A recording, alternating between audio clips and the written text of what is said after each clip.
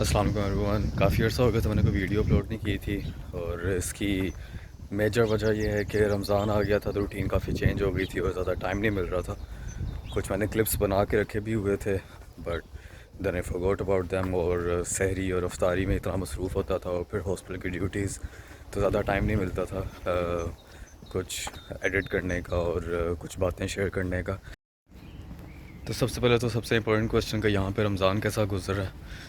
रमज़ान ठीक गुजरा है, उतना अच्छा तो नहीं गुजरा जितना घर पे गुजरता है, क्योंकि घर पे आपको बनी बनाई सहरी और अफ्तारी मिल जाती है और ज़्यादा फिक्र करने की ज़रूरत नहीं होती है। अफ्तारी से पहले आप थोड़ी देर नैप भी ले लेते हो, लेकिन when you are living alone तो ऐसा मुमकिन नहीं हो पाता। Anyway, it's fun. इस साल में जब भी 2 दफ़ा मौसम की तब्दीली आती है, मतलब सर्दी से गर्मी और गर्मी से सर्दी में ट्रांजिशन हो रहा होता है, मुझे फ़्लू हो जाता है।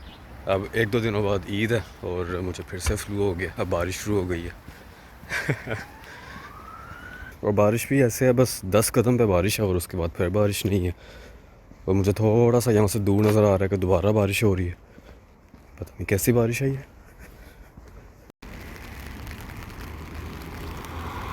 अभी मुझे हॉस्पिटल पहुँचे हुए 10 मिनट हुए थे और कंसल्टेंट जब आई मेरी, उन्होंने मुझे देखा और कहा कि तुम्हारी आवाज़ थोड़ी सी बदली हुई लग रही है।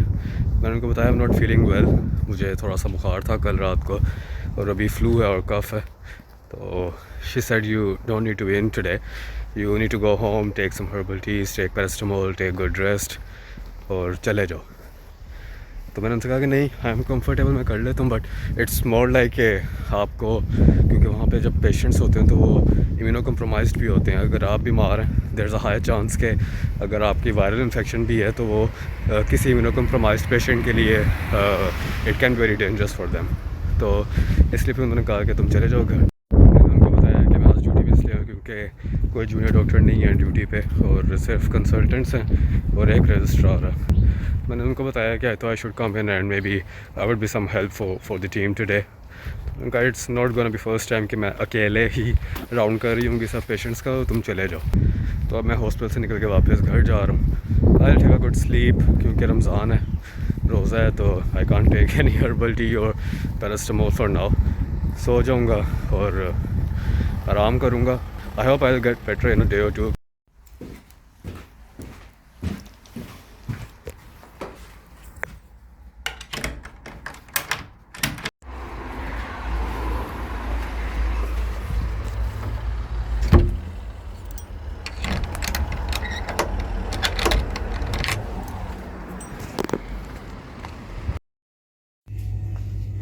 अब यहाँ पे टर्किश ब्रांड है ग्रोसरी का, वहाँ पे आए हैं।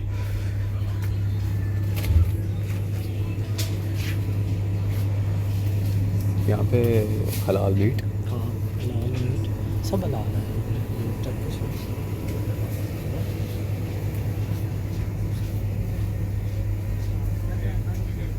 काफ़ी मेरे दोस्त मुझसे पूछते हैं कि मैं कुकिंग खुद क्यों नहीं करता। इसकी बड़ी वजह यह है कि अगर मैं ये सामान लूँ और एक दफ़ा कुकिंग करूँ तो मेरे ऐसे बंदे के लिए वो बहुत ज़्यादा बन जाएगा और फिर मुझे वो फ्रिज में स्टोर करना पड़ेगा और कोई फ़ायदा नहीं होगा उस चीज़ का। और ज़ाहिर है आप इस सेम चीज़ मुसलसल डेली नहीं खा सकते, वैरायटी चाहिए होती है। तो या तो मैं ज़्यादा सामान लूँ, ज़्यादा चीज़ें बनाऊँ, या हर दूसरे दिन यहाँ पे आऊँ और सामान लेकर जाऊँ, लेकिन वो जितना बनेगा उसको मुझे या तो स्टोर करना पड़ेगा। अब जब आप रूम शेयर कर रहे होते हैं, घर शेयर कर रहे होते हैं और किचन एक ही होता है, तो आपके पास लिमिटेड स्टोरेज स्पेस होती है, तो आप वो सारा कुछ नहीं कर सकते इतना इजीली मैनेज। तो इसलिए मेरी कोशिश यही होती है कि मैं होममेड कहीं से मंगवा लूँ या किसी रेस्टोरेंट से मंगवा लूँ। अभी रिसेंटली मुझे एक होममेड जगह का पता चला जो कि इंडियन है, मुस्लिम है, हलाल फूड बनाती हैं, तो आई एम थिंकिंग कि मैं उनसे वो मंगवा लिया करूँ सारा कुछ। अब ये खजूरें मज़े की लग रही हैं, लेकिन खैर खजूरें मैंने पहले से ली हुई हैं, so I am not going to buy it again. लेकिन यस, अगर वैसे आपको कोई चीज़ चाहिए हो, if you want to have something frozen food, तो ये यहाँ पे सारा कुछ हलाल मिल जाता है, तो it's really good to come here और आप सारा कुछ यहाँ पे आप इजीली ले सकते हैं।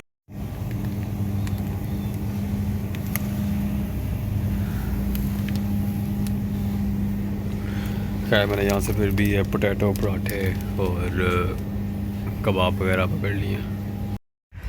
यहाँ के मौसम का भी कुछ पता नहीं चलता हुआ कि सुबह जब मैं हॉस्पिटल जा रहा था तो बारिश हो रही थी, वापस आया था तो धूप निकली हुई थी और गर्मी थी, और अब मैं दोबारा घर से निकला हूँ तो धूप मज़ीद तेज़ है लेकिन हवा भी उतनी ही तेज़ है। कुछ समझ नहीं आती बंदा कौन से कपड़े पहन के निकले, कौन सी तैयारी करके निकले। I know my hair looks funny, मैं भी बाल ही कटवाने के लिए जा रहा हूँ। और ये भी सुना हुआ यहाँ पे कि जब आप बाल कटवाने के लिए जाएं तो उनको ये कभी भी ना कहें कि जो आपका दिल करता है या जैसे लगता है मुझे सूट करेगा, जो आपको लगता है कि मुझे सूट करेगा वो हेयर कट कर दें, क्योंकि यहाँ पे फिर आपका नेशनल यूके वाला हेयर कट कर देंगे जो कि साइड से फेड और अजीब सा। तो पता नहीं वो क्या हेयर कट करते हैं, मैं उनको एक्सप्लेन तो करने की कोशिश करूँगा, बट आई हैव हर्ड कि जो भी फ़र्स्ट टाइम एक्सपीरियंस होता है हेयर कट का वो बहुत बुरा होता है। Let's see.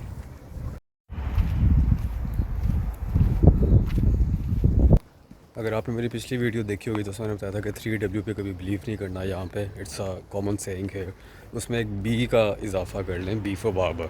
यहाँ पे बार्बर पे भी कभी बिलीव नहीं करना। मैंने उसको कहा कि अच्छा हुआ ये कि मैंने उसको कहा कि 1 इंच छोटे करने हैं, तो उसने 1 इंच का सुना, उसने कहा कि अच्छा 1 नंबर वाली मशीन लगानी है। मैंने उसको दोबारा एक्सप्लेन किया कि 1 इंच छोटे करने हैं, तो वो आगे से उसने कहा कि आई अंडरस्टैंड दैट। तो उसने मशीन पकड़ी और मेरे साइड पे फिरना शुरू कर दिया। अब मैं इतना इंट्रोवर्ट, मैं उसको ना रोक सका ना कुछ कह सका, वो अपना काम करता गया, मेरे बाल छोटे से छोटे होते गए। ये तो जो लोग कहते थे कि यूके का पहला आपका हेयर कट का एक्सपीरियंस बहुत अजीब जाता है, आपको कुछ समझ नहीं आती, और ऐसा बंदा तो उसको खुद भी इंग्लिश नहीं आती थी।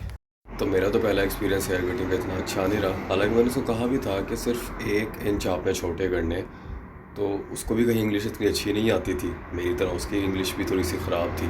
तो उसने 1 इंच वाली मशीन पकड़ ली और वो फिरने लगा। मैंने कहा नहीं, 1 इंच छोटे करने, 1 इंच वाली मशीन नहीं लगानी। उसने कहा yes understand it.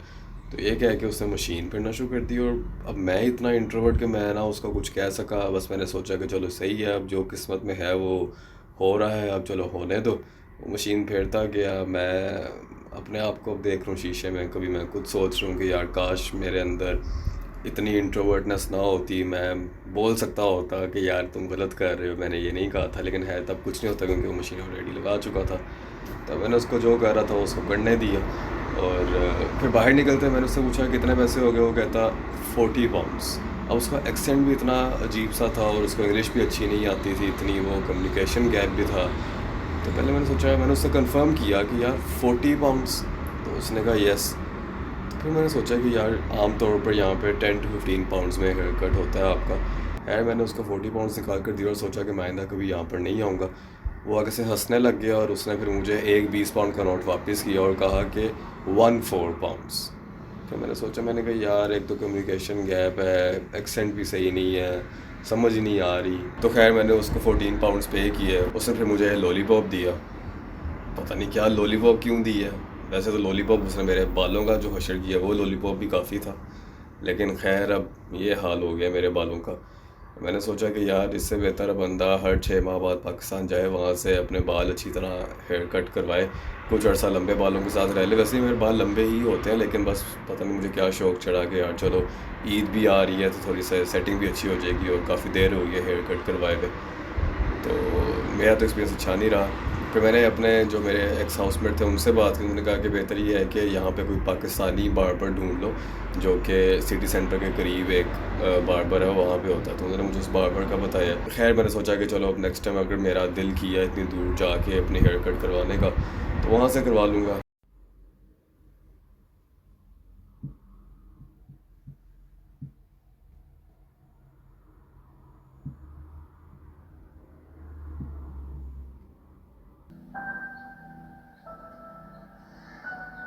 You know what sucks? Realizing that everything you believe in is complete and utter bullshit sucks. What do you mean?